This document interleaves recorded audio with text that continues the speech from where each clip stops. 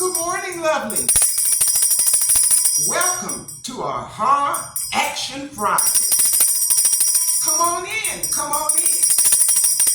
Lovely, subscribe, share, hit the like button, and comment. Do you know that the leading cause of home fires is cooking in your kitchen? And in particular, adults 65 plus are 2.5 times more likely to die from a home-based cooking fire. So we're here today to focus on what is the leading cause of home fires. Cooking, lovelies, particularly my adults 65 plus. Do you know that you are 2.5 times more likely to die in a cooking fire? Why, lovelies? Well, you are slower to react. Many of us live alone and there's no help available. And sometimes, lovelies, in living alone, we experience loneliness and social isolation. And so we may not have a full, clear mind when the fire erupts and we have to determine what to do. Lovelies, what are the most common types of kitchen fires? Grease fires are the most common type of a home-based fire in our kitchen. The stove top, the frying pan, and appliances are the three worst. And also cooking with aluminum foil in our microwave, because the microwave, lovelies, can catch on fire. No foil, no aluminum foil in your microwave, lovelies. Cooking fires in our kitchen account for $1 billion in cost. AHA Revival is here to give you some tips, to give you some idea of how you may avoid a kitchen fire. First of all, lovelies, always be aware of what you're doing and stay focused and stay in the kitchen watching your pots. Do not let your frying pan overheat and therefore the grease is popping everywhere and all of a sudden, poof, you have a kitchen fire. No, lovelies. We can't do anything about living alone. That's just the situation we're in. Social isolation and loneliness is in epic proportions, but we can be conscious of what we're doing. If you can, install a smoke detector. That's the number one thing that we suggest. Keep flammable materials away from your stove.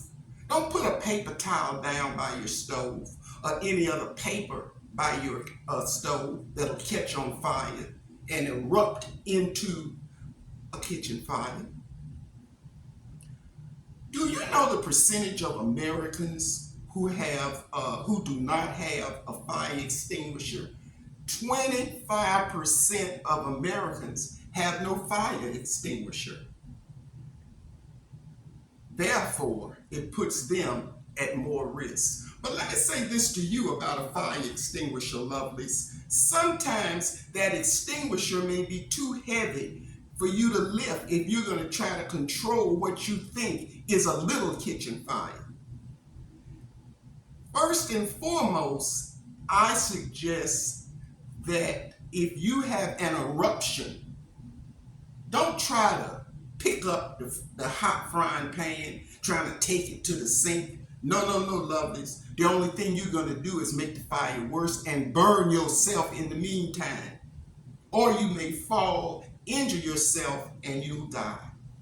Lovelies, first, try to get out of the way. Try to leave. But if you feel you can have some control over the fire, it isn't an uncontrollable eruption, then we recommend a Aha Revival. If you can, we recommend Tundra First Alert Fire Extinguisher. You pull the cap off and you just start spraying. And guess what Tundra says? Tundra says that they are effective in some instances, as effective as a traditional fire extinguisher. Where did I get this from? Home Depot. But you can go to Lowe's, perhaps Walmart, or any other place where you can get these handheld fire extinguishers with a fire that you may think in good judgment that you can control by taking the cap off and spraying the fire. Lovelies, this information should help you be conscious of the number one home fire begins in our kitchen with us cooking, and it can easily get out of control. So when you are in your kitchen, like Aha, in our tasty kitchen, slicing and dicing, we want you to be safe. And as always, lovelies, this is Aha Revival. And our co-creators are Jean and my daughter, Sophia.